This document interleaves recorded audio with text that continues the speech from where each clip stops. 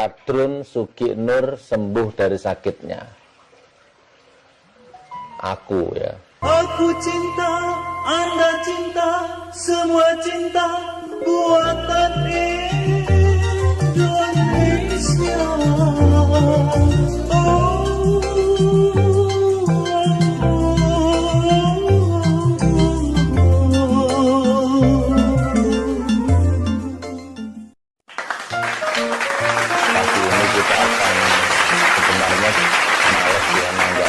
Tapi nggak apa-apa lah, pagi ini kita luangkan waktu untuk menanggapin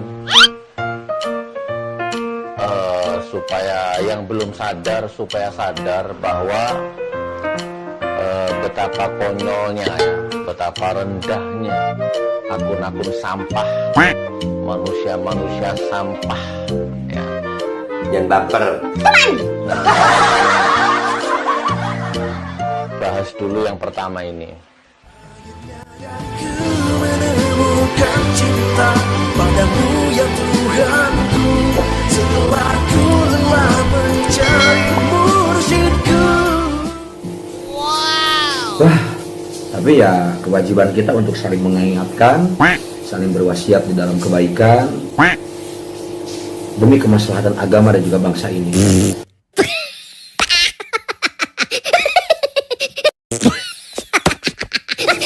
Terlepas dengan apa yang ingin saya sampaikan pada kesempatan kali ini adalah tentang pajak untuk hal-hal yang sangat-sangat bikin lucu kalau seandainya diberikan pajak.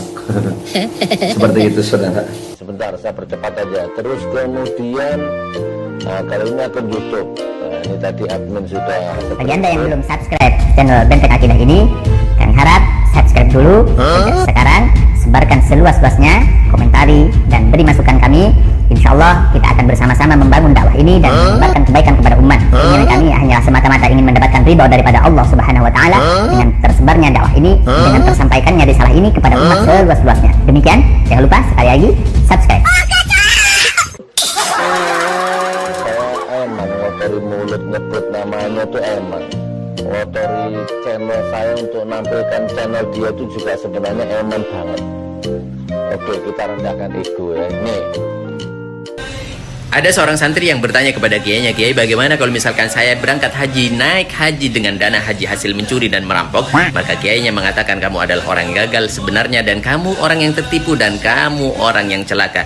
Tapi lebih tertipu lagi dan lebih celaka lagi, misalkan orang mengumpulkan dananya untuk berangkat haji, ternyata dananya dicuri dan dirampok. Maka ini adalah salah satu peristiwa yang sangat miris dan memalukan dan memilukan, dan yang paling pasti memalukan untuk bangsa kita. Assalamualaikum warahmatullahi wabarakatuh. Manusia bangsat.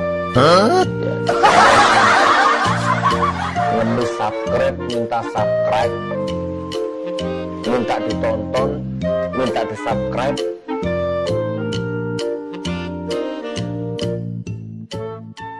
Kita ketahui bersama bahwa pada hari Selasa yang lalu telah terjadi pertemuan antara Kedutaan Besar Saudi Arabia di Indonesia dengan Majelis Ulama Indonesia. Alhamdulillah, Masya Allah, Duta Besar juga hadir dan menyampaikan berbagai hal yang tentunya terkait dengan haji telah banyak diberitakan di media, ya, cetak juga, media sosial juga, dan bisa kita akses. Ya, bagaimana diklarifikasi, diberikan penjelasan tentang situasi-situasi terkini, kebijakan-kebijakan pemerintahan Saudi Arabia terkait dengan haji, bahwa memang sampai saat ini pun belum ada informasi yang spesifik karena masih ditimbang dari berbagai hal, khususnya terkait dengan pandemi COVID-19, ya, seperti pernah disampaikan, diulas di beberapa kesempatan yang lalu.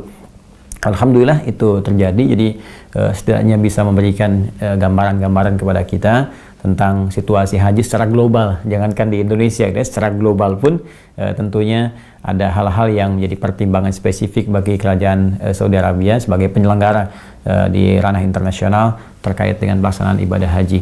Jadi dari kebutuhan dana berangkat kurang lebih 70 juta, ya, taruhlah di tahun 2020 nanti ada dipresentasikan kurang lebih misalnya 70 juta, ya, itu kan berarti kurangnya setengahnya gitu. Dari mana itu bisa ditutupi? Ternyata kan ada niat baik.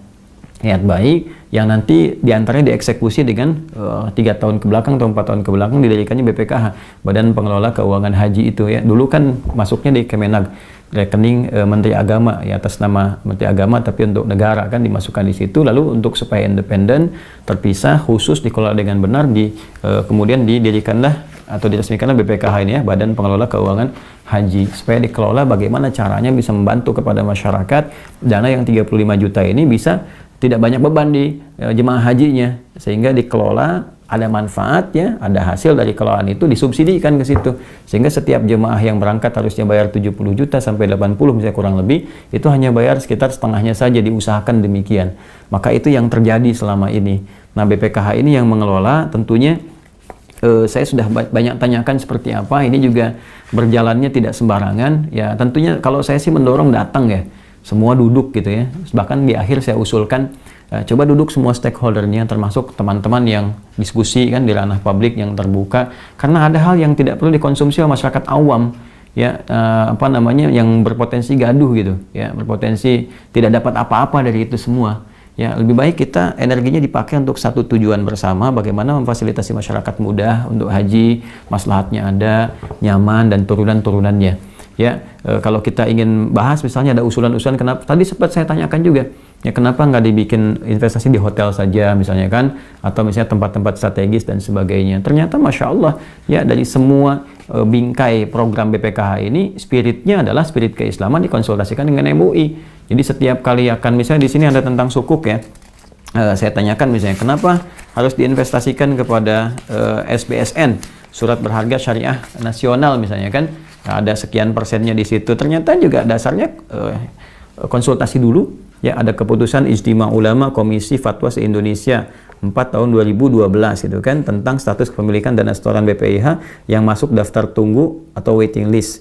C. Ketetapan hukum 1. Dana setoran BPIH bagi calon haji yang termasuk daftar tunggu dalam rekening Menteri Agama boleh ditasarrufkan untuk hal-hal yang produktif atau memberikan keuntungan, antara lain penempatan di perbankan syariah atau diinvestasikan dalam bentuk sukuk. Ini jadi saya ingin sampaikan begini, bahwa di BPKH dari apa yang tadi kita diskusikan gitu kan, menyampaikan bahwa semua kebijakan dikonsultasikan dulu, ada MUI-nya, ada macam-macam dan sebagainya, lalu mereka mengelola saja. Nggak ada kepentingan hal lain gitu kan. Tapi saya tidak dalam konteks membela BPKH ya, tidak ya. Saya hanya mendorong, maksud saya ke sana dapat ini gitu. Ya, dapat data, bisa dialog, semua stakeholder dikumpulkan, pimpinannya sampai Pak Anggito juga datang. Pak Anggito, Dewan Pengawasnya, Profesor Akhyar juga ada gitu kan. Kemudian juga di beberapa yang lain, yang perempuan juga ada, seperti Dr. Khuriyatul Islamiyah dan lain sebagainya. Jadi kita bebas tanya, ya ini kemana nih, kenapa begini nih, terus kalau saya misalnya nabung sekian, manfaatnya berapa, dibuka semua, bahkan akunnya bisa diakses gitu, virtual akunnya ya, simulasinya begini, Anda daftar sekian nih, tahun sekian, ini seperti ini, seperti ini, seperti ini. Lalu bagaimana kalau turunannya akan jadi begini, halal haramnya, konsultasi ternyata ke MUI. Jadi mungkin di sisi sini MUI bisa menjelaskan, DSN bisa menyampaikan kenapa begini, ini tinjauan fikihnya seperti apa.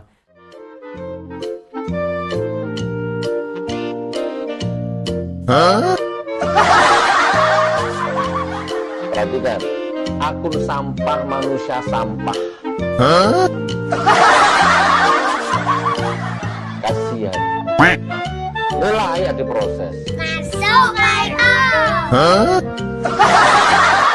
Oke, kita percepat. Tetap santuy, tetap akal sehat, jangan lupa ngopi. Ngopi. Wedang bubuk. Cuma bisa membuat Babe Aldo yang tetap santuy, tetap bakal sehat, dan jangan lupa ngopi. Bismillahirrahmanirrahim.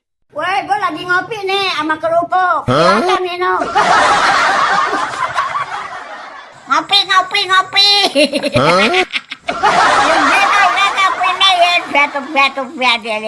Ya. Alhamdulillah. Salam revolusi akhlak, semangat revolusi akhlak. Semoga akhlak kita jauh lebih baik dibanding yang kemarin. Amin ya rabbal alamin. Ini sama, ini manusia sejenis itu otaknya ini. Nggak ada rasa malu, nggak ada adab, nggak ada tanggung jawab. Jangan baper. Jadi kalau ini apa adminnya orang-orang ini, adminnya ini Kalau dia sudah punya istri, betapa kasihan istrinya. Kalau dia punya anak, betapa kasihan anaknya. Punya suami, punya ayah, sampah kayak begitu.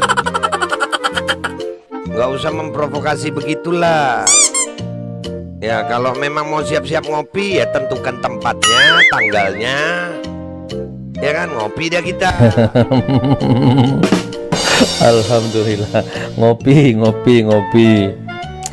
Alhamdulillah. Jangan baper.